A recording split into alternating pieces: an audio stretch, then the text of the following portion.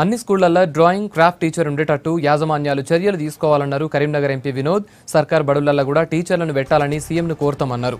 విద్యార్థులు communication skills పెంచుకోవాలన్నారు. Karimnagar జిల్లా కేంద్రంలో జరిగిన పలు కార్యక్రమాలలో MP Vinod, MLA Gangula Kamalakar, mayor Ravinder Singh, ZP chairperson Tulla Uma పాల్గొన్నారు.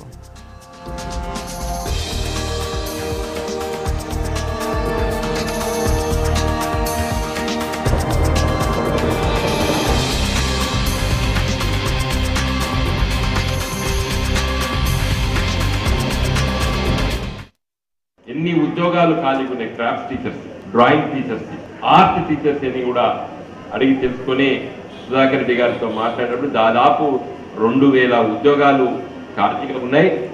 ఇటీవల కాలంలో గురుకుల విద్యాలయంలో 400 ఖాళీలను భర్తీ చేయడానికి ప్రభుత్వము నోటిఫికేషన్ ఇచ్చిందని చెప్పి కూడా వారికి తెలియజేయడం జరిగింది. ప్రభుత్వ పాఠశాలలో, ప్రైవేటు పాఠశాలలో తప్పనిసరిగా క్రాఫ్ట్ టీచరు, డ్రాయింగ్ టీచర్ ఉండే నిబంధన ఉండాలని చెప్పి కూడా నేను ఈరోజు మాట్లాడదలుచుకున్నాను.